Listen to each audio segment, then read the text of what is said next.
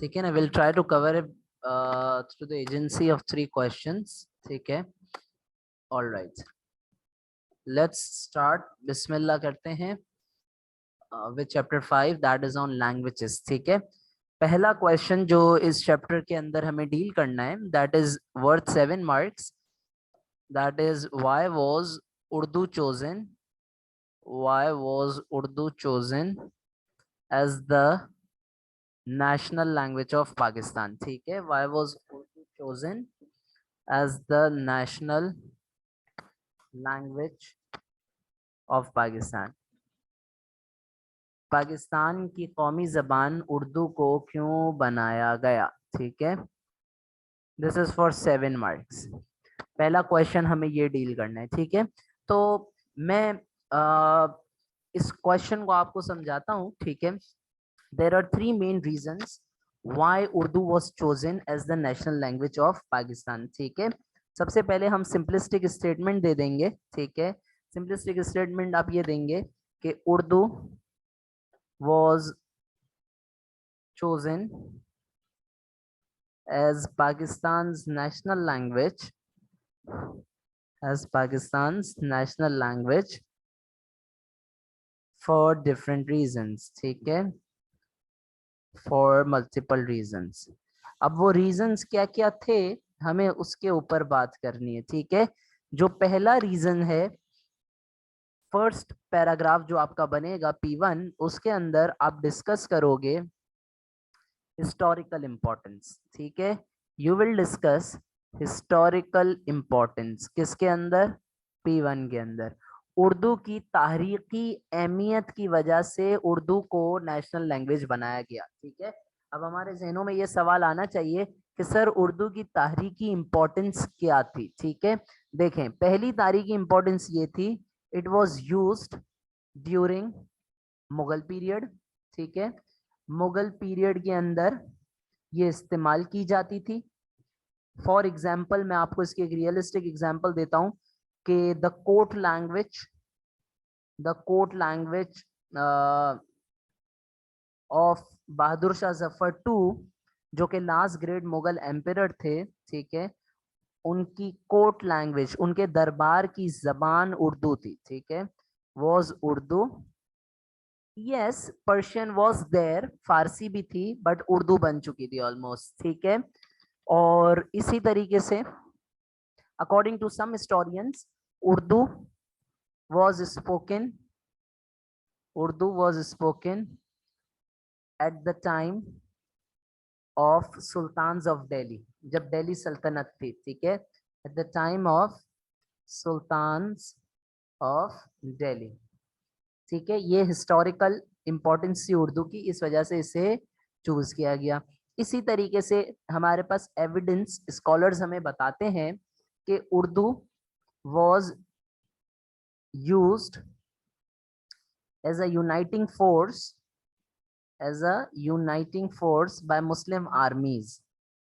ठीक है, मुसलमानों की जो आर्मीज थी वो अलग अलग रीजन से आके मिलकर लोग आर्मी बनाते थे ना।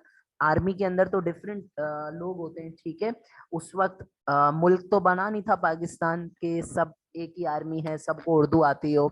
उस वक्त आर्मी के अंदर, मुस्लिम आर्मी के अंदर अलग अलग लोग थे। ठीक है, सो वो तमाम जो लोग थे वो उनको यूनाइटेड रखने के लिए वो लोग जो जबान बोलते थे that was called Urdu. So these are historical reasons why was Urdu chosen as the national language of Pakistan। ये आपका पैराग्राफ नंबर 1 हो जाएगा। पैराग्राफ नंबर 2 के अंदर हम एग्जामिनर साहब को बताएंगे कि उसकी लिटरेरी मेरिट क्या है उर्दू का। ठीक है, उर्दू का अदबी जो सकाफत है या जो मयार है, उस वजह से उर्दू को चूज किया गया as the national language of Pakistan. ठीक है, तो हम लिटरेरी मेरिट को डिस्कस करेंगे। सबसे पहले हम लिटरेरी मेरिट को कैसे डिस्कस करेंगे? हम ये बताएंगे कि उर्दू लिटरेचर के अंदर कई शायरों ने अपनी शायरी और राइटिंग्स की हैं। ठीक है, सो उर्दू लैंग्वेज कर लेते हैं हम। Urdu language is one of the finest expressions of Muslim literary tradition, ठीक है, of Muslim literary tradition, ठीक है। मुसलमानों की इल्मी तारीख के अंदर उर्दू का नाम नहीं आए, ऐसा नहीं हो सकता। ठीक हो गई बात। फिर इसके अंदर आप एग्जाम्पल्स देंगे कि हमारे बहुत सारे ऐसे पोइट्स गुजरे हैं जिन्होंने उर्दू को तरक्की दी है। फॉर एग्जाम्पल पोइट्स लाइक अमीर खुसरो, ठीक है। अमीर खुसरो निजामुद्दीन औलिया से बहुत ज्यादा इंस्पायर हुए थे, उनके मुरीदों में से थे। और अमीर खुसरो ने क्या लिखी है बेटा? अमीर खुसरो ने बहुत सारी लिखी हैं गजल्स, ठीक है। अमीर खुसरो ने बहुत सारी लिखी हैं गजल्स, ठीक है। इसी तरीके से आपके सामने गजल का नाम आए, गालिब, ठीक है, मीर तकी मीर, जौक, ठीक है, शेफ्ता, एक्सेट्रा एक्सेट्रा, ठीक है। ये बहुत बड़े बड़े नाम है, हमने सुने हुए होते हैं। इन लोगों की पोइट्री ने लोगों को अट्रैक्ट किया और उर्दू को इस वजह से बहुत आला दर्जा हासिल हुआ और इसको नेशनल लैंग्वेज बनाया गया, ठीक है। पोएट्स लाइक दीज कंपोज्ड या कॉन्ट्रीब्यूटेड, एक ही बात है, composed versus in Urdu which kept the language alive, ठीक है। बहादुर शाह जफर भी शायर थे, ठीक है, which kept the language alive। बहादुर शाह जफर भी शायर थे, वो भी उर्दू जबान के अंदर शायरी किया करते थे, ठीक है। इसी तरीके से तीसरा लिटरेरी मेरिट जो आप यहाँ पर लिख सकते हो वो ये है, हमें चैप्टर 1 के अंदर मैंने ये बात पढ़ाई थी, किसके बेटे ने, We studied this in chapter 1, Shah Waliullah के बेटे ने ट्रांसलेशन की थी कुरान की उर्दू के अंदर, ठीक है। So Quran was translated in Urdu, ठीक है। कुरान को ट्रांसलेट किया गया था उर्दू में। तो इससे बड़ा एहसास की बात क्या हो सकती है कि कुरान जैसी मुकद्दस किताब का उर्दू में तर्जुमा किया गया था, ठीक है। तो ये भी हम लिखेंगे इसके अंदर कि शाह अब्दुल कदीर, वो Quran was translated Urdu by Shah Abdul Qadir, ठीक है। शाह वलीउल्लाह के बेटे थे ये, ठीक हो गई बात। इन्होंने कुरान को तर्जुमा किया किसके अंदर? उर्दू के अंदर, ठीक है। तो इस वजह से पाकिस्तान की हुकूमत ने ये जरूरी समझा कि इतना सारा लिटरेरी मेरिट अगर किसी जबान का है तो हमें उसी को अपनी नेशनल लैंग्वेज बनाना चाहिए, ठीक है। इसी तरीके से एक और बंदे जिनको हमने कल ही स्टडी किया था, do you remember sir Syed? Sir Syed ने बहुत सारे उर्दू जर्नल्स निकाले थे, ठीक है, तहजीबुल अखलाक, सो ऑन सो फोर्थ, ठीक है। इस वजह से भी उर्दू के अंदर बहुत ज्यादा लिटरेचर डेवलप हुआ, उर्दू का लिटरेरी मेरिट इंक्रीज हुआ और उसको पाकिस्तान की नेशनल लैंग्वेज बनाया गया, ठीक है। अब थर्ड पैराग्राफ के अंदर आप ये बात कर सकते हैं कि उर्दू को चूज करने का जो थर्ड रीजन था वो ये था, उर्दू क्लोजली एसोसिएटेड थी पाकिस्तान मूवमेंट के साथ, ठीक है। पॉलिटिकल इंपॉर्टेंस, उर्दू की पॉलिटिकल इंपॉर्टेंस भी नजरअंदाज नहीं की जा सकती। उर्दू की पॉलिटिकल इंपॉर्टेंस की वजह से भी उर्दू को नेशनल लैंग्वेज बनाने का डिसीजन लिया गया। अब ये थी क्या पॉलिटिकल इंपॉर्टेंस, मैं आपको पहले बताता हूँ। कल हमने स्टडी की थी 1867 के अंदर there occurred an event which was called Hindi Urdu controversy.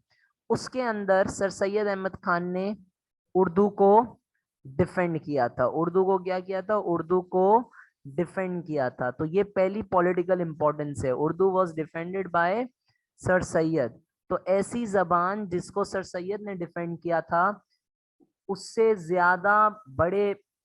ज्यादा सूटेबल जबान कोई नहीं हो सकती थी पाकिस्तान की नेशनल लैंग्वेज बनाने के लिए, ठीक हो गई बात। इसी तरीके से अगर आप 1930s की एग्जाम्पल ले लें, ठीक है, आप बोलेंगे कि उसके अंदर इकबाल ने नेशनलिस्ट पोइट्री लिखी उर्दू के अंदर। इकबाल ने नेशनलिस्ट पोइट्री जो सारी लिखी वो कौन सी जबान के अंदर लिखी? वो उर्दू के अंदर लिखी, ठीक है, जिससे मुसलमानों को जज्बा आया कि उन्हें अपना एक सेपरेट मुल्क हासिल करना चाहिए। इसी तरीके से मुस्लिम लीग बनाने का एक रीजन ही ये था बेटा। जब मुस्लिम लीग बनाई गई थी, कब बनाई गई थी मुस्लिम लीग? जब बनाई गई थी 1906 के अंदर, तो one of the aims was to foster Urdu को बचाने के लिए। One of the reasons for the establishment of the Muslim League was to foster, to preserve and to promote Urdu. ठीक है, इसी तरीके से लेटर ऑन जिन्ना ने स्पीचेस दी उर्दू के अंदर। ठीक है, खास तौर पे हम सेक्शन 3 के अंदर ये बात पढ़ते हैं और सेक्शन 2 के एंड में ये बात पढ़ते हैं कि जिन्ना जो थे जिन्ना विजिटेड कहाँ गए थे? जिन्ना विजिटेड ईस्ट पाकिस्तान, या जो कि 1971 की वॉर के बाद क्या बन गया? बांग्लादेश। वहां पर जाके जिन्ना ने स्पीचेस दी थी कि हमें सिर्फ और सिर्फ उर्दू को नेशनल लैंग्वेज बनाना चाहिए और उर्दू के अलावा कोई भी जबान को आप नेशनल लैंग्वेज के जगह पर सोच नहीं सकते। तो इतनी ज्यादा इंपॉर्टेंस थी उर्दू की, इस वजह से उर्दू को क्या बनाया गया? नेशनल लैंग्वेज बनाया गया। This comes as a 7 marker question. तो 3 रीजंस हमारे पास मेन सामने आते हैं। ठीक है, तारीखी अहमियत, हिस्टोरिकल इंपॉर्टेंस की वजह से बनाया गया, लिटरेरी मेरिट की वजह से बनाया गया, एंड देन इसी तरीके से पॉलिटिकल इंपॉर्टेंस की वजह से उर्दू को नेशनल लैंग्वेज बनाया गया। ठीक हो गई बात? All right, now let's move on. ये हमारे पास 7 मार्क्स का एक क्वेश्चन आता है इस चैप्टर से। ठीक है, इसी तरीके से एक और क्वेश्चन आता है जो हमें 7 मार्क्स के अंदर पूछा जाता है।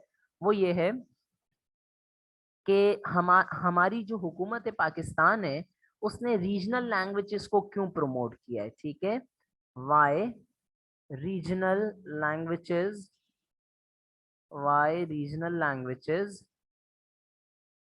Have been promoted. ठीक है, रीजनल लैंग्वेजेस को क्यों प्रमोट किया गया है? अब सवाल ये पैदा होता है कि ये जो रीजनल लैंग्वेजेस हैं, ठीक है, ये हैं कौन कौन सी? ठीक है बेटा, रीजनल लैंग्वेज के अंदर हमारे पास 4 मेन जबानें आती हैं। ठीक है, रीजनल लैंग्वेजेस के अंदर वी कंसिडर 4 मेन लैंग्वेजेस। ठीक है, सबसे पहले हम रीजनल लैंग्वेजेस के अंदर सिंधी कंसिडर करेंगे, उसके बाद we will consider Balochi, we will consider Pashto, and then we will also consider Punjabi. ठीक है, ये चारों जबानें रीजनल लैंग्वेजेस कहलाती हैं। और उर्दू क्या है? हमने अभी ऊपर देखा, Urdu is the national language of Pakistan. ठीक है, अब ये 7 मार्क्स के अंदर सवाल है कि हमने पहले ये चीज पढ़ ली, वाई उर्दू वॉज चोजन। अब हम ये डिस्कस करने वाले हैं कि इन रीजनल जबानों को गवर्नमेंट ने क्यों प्रमोट किया है। ऐसा क्या है इन रीजनल जबानों के अंदर कि गवर्नमेंट ने इन्हें प्रमोट किया है? ठीक है, तो सबसे पहले हम सिंपलिस्टिक स्टेटमेंट देंगे। सिंपलिस्टिक स्टेटमेंट के अंदर आप क्या लिखोगे? पाकिस्तान के अंदर बहुत सारी रीजनल लैंग्वेजेस बोली जाती हैं। ठीक है, नंबर ऑफ, हम सिंपलिस्टिक स्टेटमेंट पहले लिखेंगे, अ नंबर ऑफ रीजनल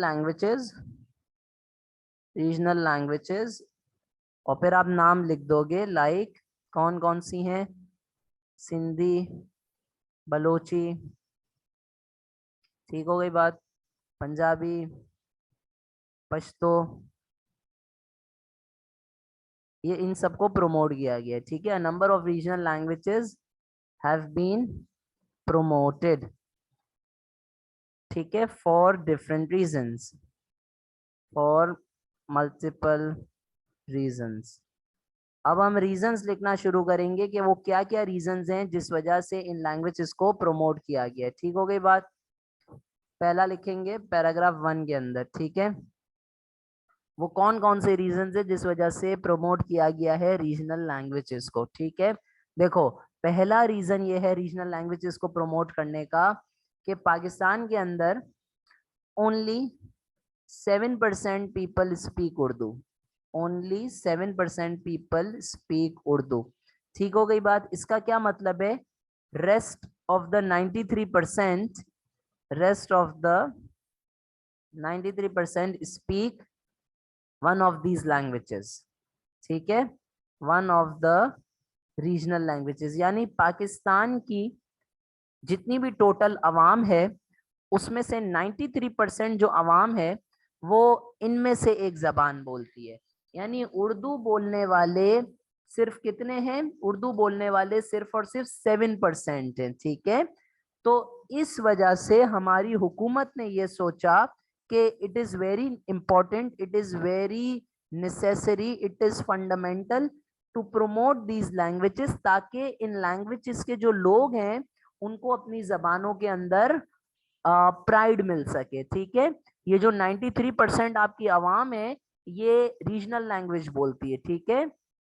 तो गवर्नमेंट ने इसको प्रमोट क्यों किया रीजनल लैंग्वेजेस को? टू गिव द पीपल, कौन से लोग? जो ये लैंग्वेजेस बोलते हैं।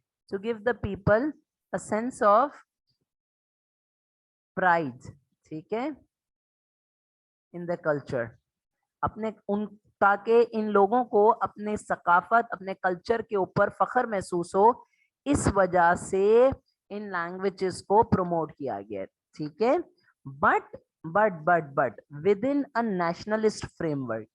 अब ये जो जुमला है ना, ये समझना बहुत मुश्किल है, ठीक है, और मैं एक्सपेक्ट भी नहीं करता कि आप लोगों को ये समझ आना चाहिए, ठीक है।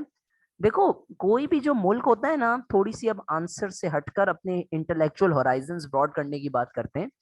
जाहिर है मेरी तहकीक जबानों के ऊपर है, तो इस वजह से मैं आपको ये चीज बताता हूँ। कोई भी मुल्क होता है ना, वो चाहता है उसकी एक कौमी जबान हो, ताकि मुल्क के अंदर यकजहती, भाईचारा बढ़े, ठीक है।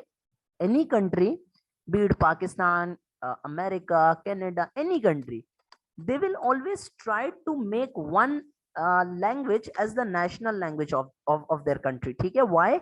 So that brotherhood, a sense of nationhood is there among the people, ठीक है। तो ये जो जुमला मैंने लिखा कि गवर्नमेंट ने इन लैंग्वेजेस को प्रमोट किया है ताकि ये जो जबानें हैं इनको बोलने वालों को फख्र महसूस हो, लेकिन with in a nationalist framework. यानी आप में से कोई भी अगर सिंधी बोलेगा, ठीक है, मिसाल के तौर पे तुंजो नालो छा है सिंधी में, व्हाट इज योर नेम, इसी को अगर मैं पश्तो में बोलूं स्तानुम सदा, ठीक है। तो इस तरीके से जो जबान बोलने वाला शख्स है, ठीक है, उसको एक प्राउड फीलिंग आती है कि हाँ हमारी हुकूमत हमारी लैंग्वेज प्रमोट कर रही है। But again with in a nationalist framework का मतलब ये है कि आप कोई सी भी जबान बोलते हो, आपको बचपन से ये जरूर बताया जाता है कि आपकी कौमी जबान क्या है, उर्दू, ताकि हमारे मुल्क के अंदर जो है ना वो भाईचारा बरकरार रहे। ठीक हो गई बात? तो ये हमारे पैराग्राफ 1 के अंदर आपने जो है ना वो बातें लिखनी है। क्या बातें लिखनी है? कि 7% पीपल सिर्फ उर्दू बोलते थे, बाकी सारे लोग क्या बोलते थे? बाकी सारे लोग अदर रीजनल लैंग्वेजेस बोलते थे। उन लोगों को प्राउड फीलिंग देने के लिए, ताकि लोग खुश हों कि हाँ हमारी जबान की भी अहमियत है, गवर्नमेंट ने इन रीजनल लैंग्वेजेस को प्रमोट किया। ठीक हो गई बात? अच्छा, दूसरा अब हम रीजन लेते हैं। बेटा ये जो लैंग्वेजेस हैं चारों, इनका लिटरेरी मेरिट बहुत हाई है, सही है। आप लिखेंगे literary merit of these languages, literary merit of these languages is high या is great। अब मैं आपको इसकी एग्जाम्पल देता हूं, ठीक है। लिटरेरी मेरिट का क्या मतलब होता है? इसके अंदर पोइट्री प्लस प्रोज, इतना ज्यादा लिटरेचर डेवलप किया गया है इन लैंग्वेजेस के अंदर कि गवर्नमेंट को शर्म आ गई और गवर्नमेंट को एहसास हुआ कि हमें इन जबानों को प्रमोट करना चाहिए। फॉर एग्जाम्पल मैं आपको एक एग्जाम्पल दे देता हूँ सिंधी की, ठीक है। फॉर इंस्टेंस सिंधी लिटरेचर के अंदर, ठीक है, सिंधी के अंदर एक बहुत ही मशहूर शायर हुए काजी कजान, उन्होंने बहुत जबरदस्त शायरी की। इसी तरीके से एक मशहूर शायर हुए शाह अब्दुल लतीफ भिटाई, शाह अब्दुल लतीफ भिटाई, ठीक है, जिनका दरगाह भी है भिट शाह के ऊपर सिंध के अंदर, ठीक है। इन शायरों ने इतना ज्यादा लिखा है इन रीजनल लैंग्वेजेस के अंदर कि लोगों को ये गवर्नमेंट को ये नेसेसरी लगा कि हमें इस लिटरेचर को प्रिजर्व करना चाहिए, ठीक है। So why government have promoted the regional language? To preserve all of this literature. ठीक है, preserve this literature. Does that make sense? तो ये हमारा second reason हो गया why government has promoted these regional languages. ठीक हो गई बात. अब हम थर्ड रीजन के ऊपर आते हैं. ठीक है, थर्ड रीजन इन लैंग्वेजेस को प्रमोट करने का ये था कि बेटा ये जो लैंग्वेजेस हैं इनमें से कुछ ऐसी लैंग्वेजेस हैं जिन्होंने बखूबी अपना किरदार अदा किया है इंडिपेंडेंस के टाइम पर. ठीक है, इन लैंग्वेजेस ने, इनमें से कुछ ऐसी लैंग्वेजेस हैं जिन्होंने बहुत जबरदस्त रोल प्ले किया है ड्यूरिंग इंडिपेंडेंस. फॉर एग्जांपल आप इसको ऐसे लिखेंगे कि लैंग्वेजेस लाइक पश्तो. ठीक है, जो भाई हमारे पश्तो बोलने वाले हैं उनको अगर वो अपनी तारीख का जायजा लें तो उन्हें पता होगा कि languages like Pashto have played a key role in independence. अब आप लोगों के जहनों में ये सवाल आएगा कि सर कि ये आज़ादी जो है, इंडिपेंडेंस जो है, उसके अंदर इन लैंग्वेजेस ने क्या रोल प्ले किया है. बेटा इन लैंग्वेजेस के अंदर जो रोल है वो पता है क्या था? वो रोल ये प्ले किया इन्होंने, इन लैंग्वेजेस के अंदर ऐसी पोइट्री कंपोज की गई है जिससे लोगों के अंदर जज्बा बढ़ा, इंथुजियाज्म बढ़ा टू ओपोज ब्रिटिश रूल. सही है, टू ओपोज ब्रिटिश रूल. तो ये वो जबान है जिन्होंने अपना किरदार अदा किया है हमें आजादी दिलवाने में. ठीक है, इस वजह से गवर्नमेंट ने ऐसा सोचा कि हमें अपने पश्तून और पख्तून कल्चर को प्रमोट करना चाहिए. ठीक है, आप ये बात यहाँ पर ऐड कर सकते हैं. आपका जो पश्तून प्लस पख्तून कल्चर जो है, ठीक है, इस कल्चर की वजह से इस कल्चर ने बहुत बड़ा रोल प्ले किया है इन गेटिंग अस इंडिपेंडेंस.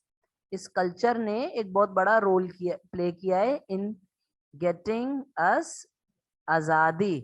ठीक हो गई बात. तो इस वजह से गवर्नमेंट ऑफ पाकिस्तान ने इंडिपेंडेंस के बाद ये जरूरी समझा कि हमें इन लैंग्वेजेस को प्रमोट किया जाना, हमें प्रमोट करना चाहिए. ठीक है, ये 3 रीजंस आपके हो गए. मार्क्स आपके टेक्निकली पूरे हो जाएंगे. ठीक है, 3 रीजंस के ऊपर मैं एडिशनल एक रीजन दे देता हूं आपको एक और कि क्यों प्रमोट किया गया है इन रीजनल लैंग्वेजेस को.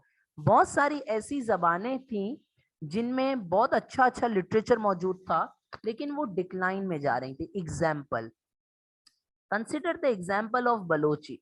ठीक है, ये डिक्लाइन में जा रही थी. ठीक है, so the tradition of Balochi language was getting into decline. ठीक है, बलोची के वैसे 2 डायलेक्ट्स होते हैं. ठीक है, मैं लैंग्वेजेस की हिस्ट्रीज के अंदर नहीं जा रहा अभी. ठीक है, मैंने इसी तरीके से सिंधी के ऊपर भी कुछ बात नहीं की. आई रिमेन्ड खामोश. ठीक है, क्योंकि वो एक अलग ही सब्जेक्ट है. ठीक है, कि लैंग्वेजेस की हिस्ट्री क्या है, लैंग्वेजेस कौन सी स्क्रिप्ट्स के अंदर लिखी जाती हैं, मैं अगर उसके अंदर जाऊंगा तो मैं लॉस हो जाऊंगा बिल्कुल.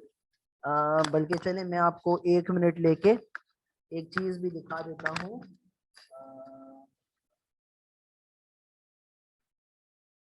ये लैंग्वेजेस पढ़ाना और इसमें तहकीक करना 2 अलग अलग चीजें होती हैं. ठीक है, ये IBA की वेबसाइट है.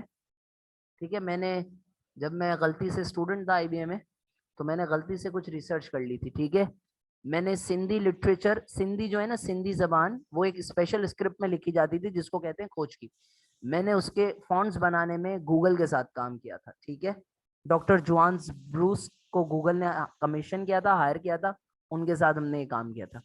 ठीक है ना, तो ये एक अलग ही तहकीक है कि कौन सी जबान कितने एरियाज में बोली जाती थी, क्या क्या डायलेक्ट्स के साथ बोली जाती थी, कौन कौन सी स्क्रिप्ट्स थी. ठीक है, अब ये जिक्र छेड़ दिया है तो चलो थोड़ा सा मैं तुम्हें यहाँ पर लिखकर भी दिखाऊं. जैसे मैं इस खोज की स्क्रिप्ट के अंदर अपना नाम लिख रहा हूँ.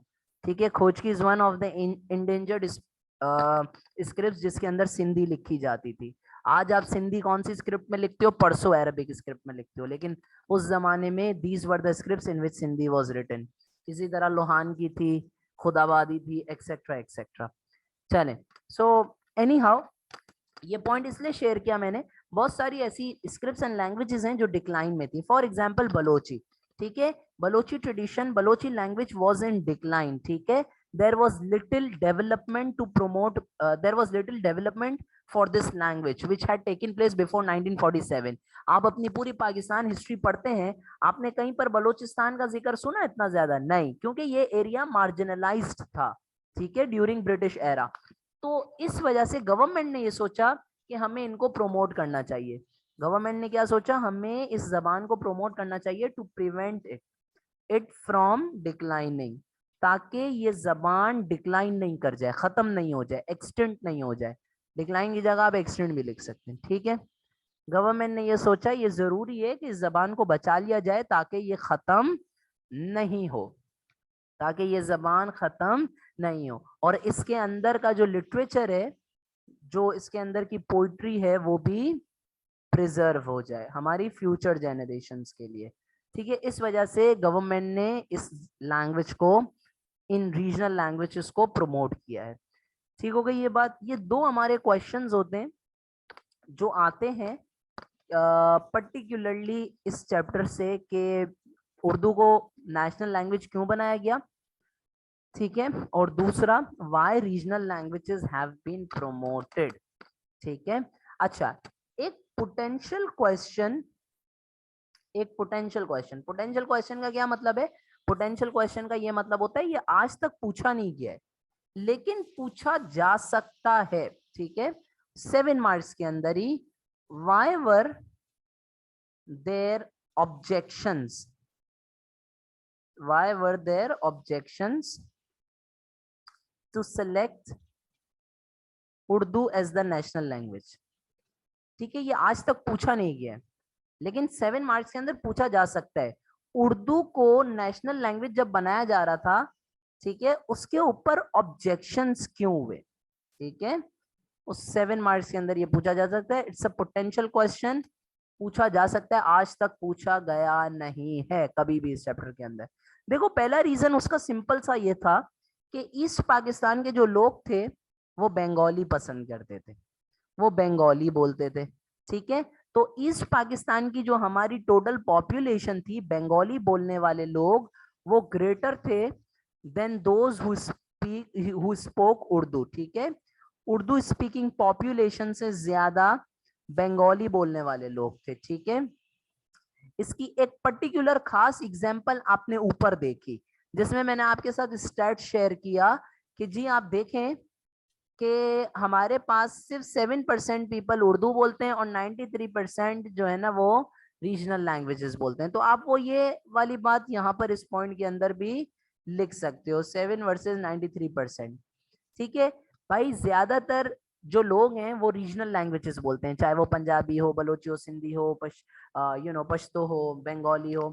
तो इस वजह से लोगों ने बोला हमें उर्दू बनाने की को नेशनल लैंग्वेज बनाने की जरूरत नहीं है। ये पहला रीजन था।